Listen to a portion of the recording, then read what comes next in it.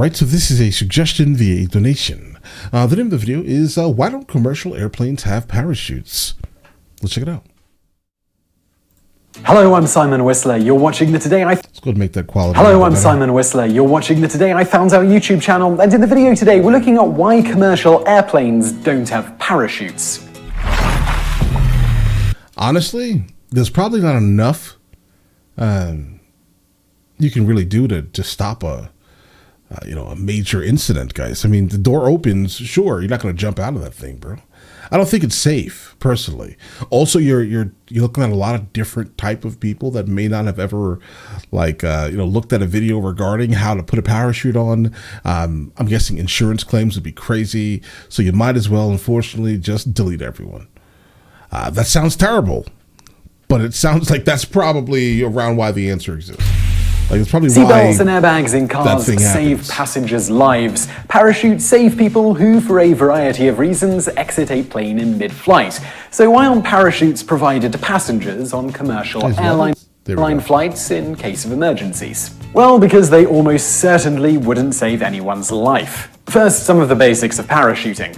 When your average daredevil skydives for fun, the plane is traveling at between 80 and 110 miles per hour when the skydiver jumps. Right. For tandem and accelerated freefall, AFF, the jumps occur between 10,000 and 13,000 feet, while static jumps can be as low as 3,500 feet. Student divers choosing the easiest tandem jump, where the newbie is physically and securely attached to an experienced instructor, are required to undergo a half-hour of basic ground instruction. Braver neophytes who wish to fly untethered will have to endure 4 to 5 hours of intense ground instruction, including learning body flight maneuvers and hand signals that instructors use to coach the student as they fly alongside. For an AFF jump, although not harnessed together, freshman flyers are accompanied by 2 instructors who hold onto the student's harness until it's deployed. Those who choose a static line jump also have to take 4+ hours of training prior to the jump. Right, so now imagine giving this to, I don't know, Joanne, right, who just literally woke up in the morning, right? She went to the airport, she has a flight to catch. She gets into the plane, something happens, and Joanne, grab your parachute. With literally nothing, that has influenced her at all in terms of like learning anything regarding it. Because imagine. Although the parachute is deployed as the rookie flyer leaves the aircraft. When skydivers leave a plane, they do it alone or in small groups. When successive groups will be jumping, they try... Guys, everyone would be pushing to get out. ...to keep separated by anywhere between 500 and 1,500 feet.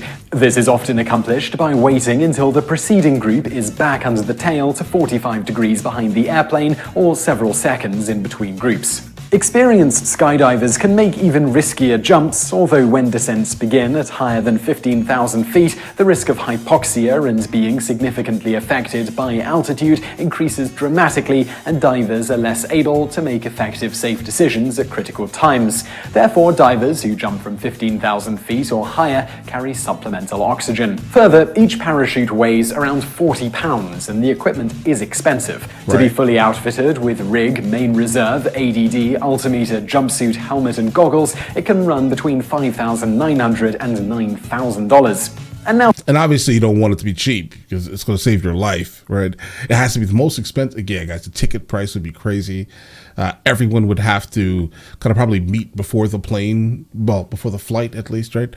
And at least take like a quick lesson, right? While not scaring the life out of everyone.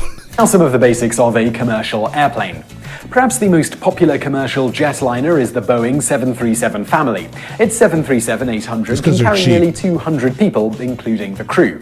Although speeds can vary slightly, the 737-800 travels at approximately 600 miles per hour when at its cruising altitude of 35,000 feet. Cruising altitudes are assigned by air traffic controllers and are usually up to 39,000 feet, except for longer flights that may fly higher.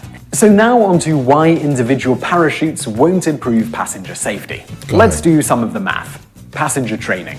Since 4 hours of training just to board a plane is unrealistic, passengers would have to read and execute detailed skydiving instructions, including how to properly strap the chute on in order to benefit from the parachute.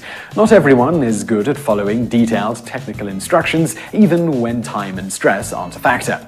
In a situation when the plane is going down and one has only a moment to get the parachute properly strapped on, likely while keeping an oxygen mask firmly attached and perhaps also needing to keep the seatbelt on to keep from being thrown about in the cabin, it's unlikely most would be able to even get this far. Then there's the problem of every man for himself. Unless passengers wanted to fly suited up and tethered for a static jump, parachuting from a commercial airplane will be an AFF jump. However, unlike the conditions that students get, training and trained instructors to insist, commercial passengers will just have to learn as they go.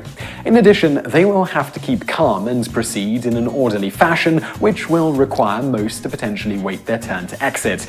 No one is waiting their turn to exit, guys. The plane is going down. No one is, bro, no one. And imagine if you have your kid with you, bro. Like, just none of these things are happening.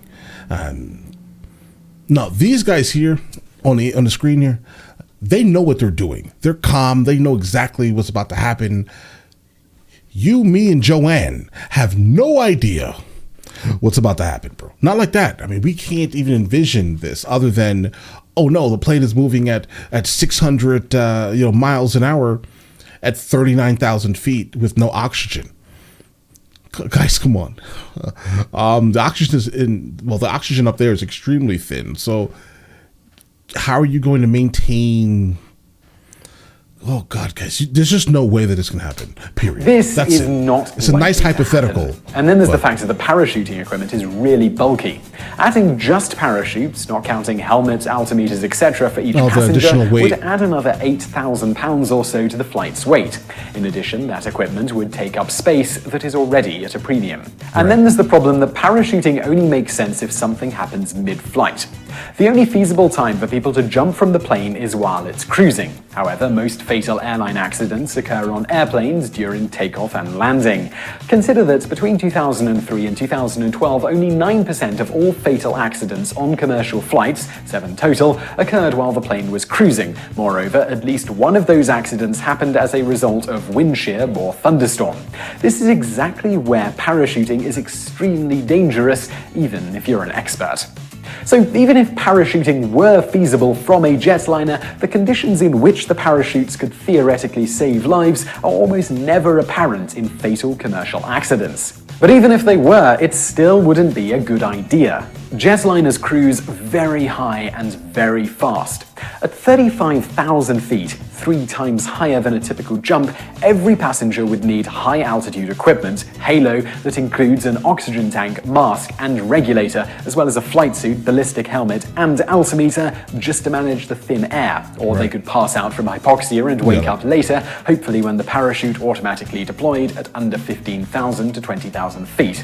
Of course, automatically deploying parachutes. Guys, I didn't know that was a thing, but that sounds like a great idea, right? I mean, listen, if you pass out in the sky, you're not going to come back. I mean, I just don't see how.